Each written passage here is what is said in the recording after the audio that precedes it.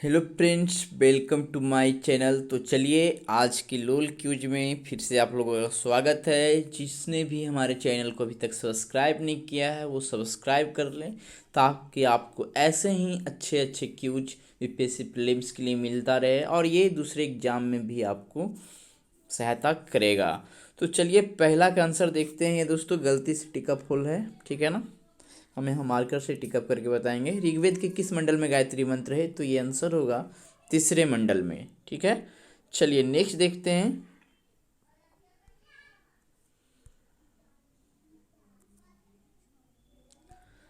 Natural history नामक पुस्तक किसने लिखी? Pliny, Ptolemy, टेसियस, डायमेकस। तो नेचुरल हिस्ट्री नामक पुस्तक जो है किसने लिखी? तो ऑप्शन होगा ए, प्लिनी। आइए तीसरा देखते हैं। मानव द्वारा प्रयोग की गई सर्वप्रथम अनाज कौन सा था? गेहूं, जौ, चावल या दाल? तो तीसरा का आंसर है सी, चावल सबसे पहले प्रयोग किया गया था मानवों के द्वारा। चलिए नेक्स्ट क्वेश्चन देखते हैं। चौथा नंबर क्वेश्चन, वैदिक काल में युद्ध के लिए कौन सा शब्द प्रयोग किया जाता था? लड़ाई, द्वंद्व, युद्ध या गविष्टि? तो वैदिक काल में युद्ध के लिए जो शब्द प्रयोग किया जाता था वो डी गविष्टि का प्रयोग किया जाता था। आइए देखते हैं पांचवा नंबर क्वेश्चन क्या कह रहा है। जैन तीर्थंकर महावीर का प्रतीक चिन्ह क्या था? सांड, हाथी, सिंह, सर्प? और पांचवा ऑप्शन, तो जैन तीर्थंकर महावीर का प्रतीक जो था वो सिंह, ठीक है। चलिए नेक्स्ट देखते हैं। छठा नंबर क्वेश्चन, धार्मिक जुलूस का प्रारंभ सबसे पहले किस धर्म द्वारा प्रारंभ किया गया था? शैव धर्म, वैष्णव धर्म, जैन धर्म, बौद्ध धर्म?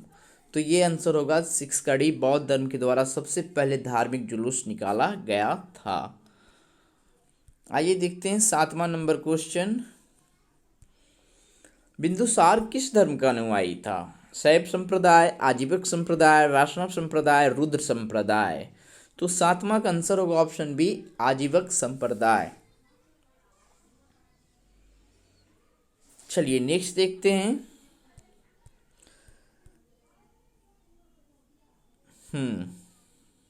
इसको देखते हैं। भारत पर आक्रमण करने वाले विदेशी आक्रमणकारियों का क्रम क्या है? इसको आपको अरेंज करना है। तो चारों ऑप्शन आप देख लीजिए कुछ देर तक, उसके बाद मैं आंसर बताता हूँ। तो ये आपका है हिंद, यूनानी, शक, वल्लभ, कुषाण। ये पहला ऑप्शन ही सही है, ठीक है। विदेशी आक्रमणकारियों का आने का क्रम यही रहा है भारत में। आइए देखते हैं 9वां नंबर क्वेश्चन क्या कह रहा है। मोहम्मद गजनी के दरबार में रहने वाला विद्वान कौन था? अलवरूनी, फिरदौसी, उत्वी, फरूकी?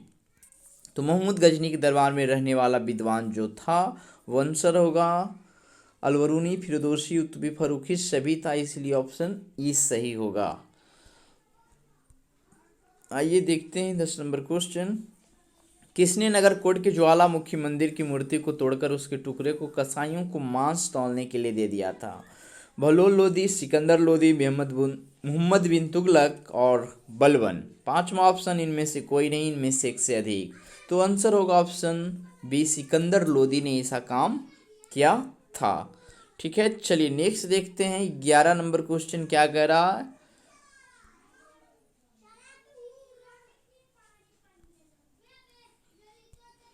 दिल्ली सल्तनत के किस शासक ने इक्ता प्रथा समाप्त किया था? अलाउद्दीन खिलजी, फिरोज तुगलक, इल्तुतमिश, बलबन? तो यहाँ से 3 प्रकार के क्वेश्चन बनते हैं। किसने शुरू किया था, किसने खत्म किया, दोबारा किसने शुरू किया था? तो आप हमारे रविवार को जो मॉक टेस्ट रहता है उस सेक्शन में जान के आप उसको प्रैक्टिस कर सकते हैं। थोड़ा सा उस टेस्ट में मैंने 5-6 तैयार तो जरूर कर दिया, लेकिन बहुत बड़ी उसमें ब्लंडर मिस्टेक हो गया है, उसको थोड़ा सा सुधारना होगा, ठीक है। अब जब सेट प्रैक्टिस के लिए जाइएगा तो डिस्क्रिप्शन दिखता है, साथ में आंसर भी दिख जाता है, ठीक है ना। तो उसको थोड़ा सा सुधारना होगा। अब नए सेट में सुधार कर ही चलेंगे, बाकी धीरे धीरे जो पुराना बन गया उसको मैं सुधार दूंगा। चलिए, तो दिल्ली सल्तनत के किस शासक ने इक्ता प्रथा समाप्त किया था? तो ये 11 का होगा, अलाउद्दीन खिलजी ने इसको समाप्त किया था। इल्तुतमिश ने इसको शुरू किया था, फिरोज तुगलक फिर से शुरू किया था, कुछ ऐसा है। चलिए तो आइए देखते हैं 12 नंबर क्वेश्चन क्या कह रहा है। निम्न में कौन सा कृष्णदेवराय की रचना है? अमुक्तमाल्याद, जाम्बती कल्याणम, पांडुरंग महात्म्य और डी ब्रह्मसूत्र। तो आंसर हो जाएगा यहाँ पे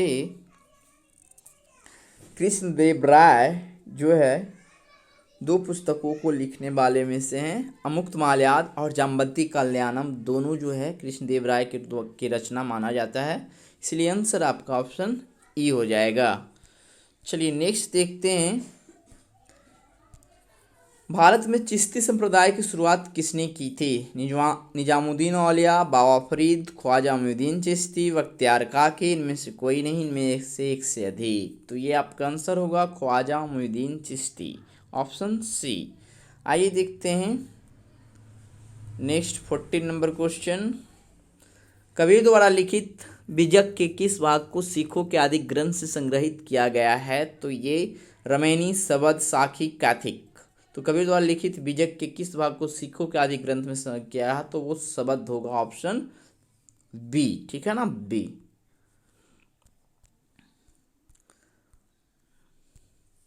बाबर का कब्र कहाँ है? आगरा के आराम बाग में, काबुल में, अजमेर में, दिल्ली में। तो ये भी आंसर आपका होगा ऑप्शन बी, काबुल में। आइए देखते हैं 16 नंबर क्वेश्चन क्या कह रहा है, जजिया कर को समाप्त किस मुगल बादशाह ने किया? हुमायूं, शाहजहां, औरंगजेब, अकबर, इनमें से कोई नहीं, इनमें से एक से अधिक। तो ये आपका आंसर होगा जजिया कर को समाप्त किस मुगल बादशाह ने किया था? तो डी, अकबर ने, ठीक है। चलिए नेक्स्ट देखते हैं, किस मुगल शासक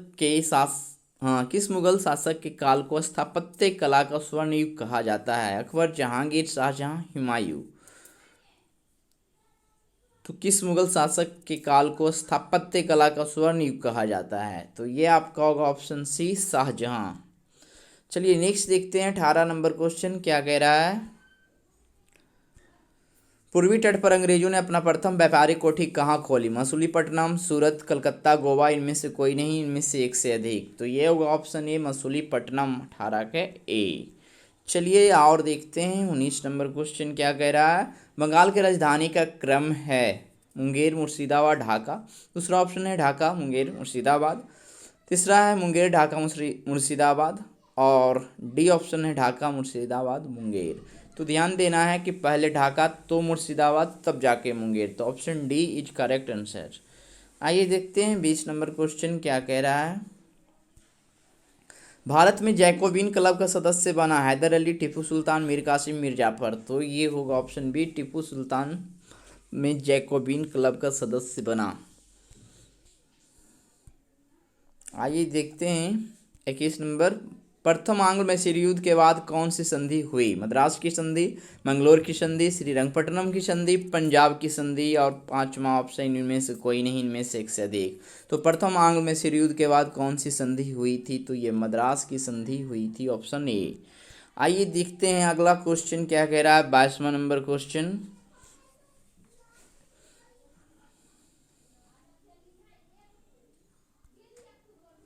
चलिए दोस्तों 22वां नंबर क्वेश्चन देखेंगे फिर से। ये आपका कहाँ गया, चल अच्छा ठीक है, आइए थोड़ा सा नेट का प्रॉब्लम से ये होता है। चलिए हाँ, थोड़ा सा बैकग्राउंड छोटा करना होगा।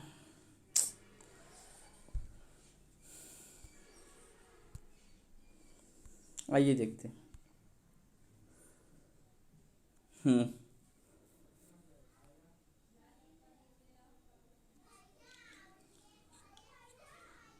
चलिए 22 देखते हैं, स्थायी बंदोबस्त की योजना किसने तैयार किया था? Lord Cornwallis, Lord Canning, John Shore, Lord William Bentinck. तो ये होगा ऑप्शन सी, जॉन शोर। स्थायी बंदोबस्त की योजना किसने तैयार किया था? तो यही जॉन शोर था सर्वप्रथम करने वाला। आइए देखते हैं 23वां नंबर क्वेश्चन क्या है, स्वतंत्र भारत के प्रथम गवर्नर जनरल कौन हुए?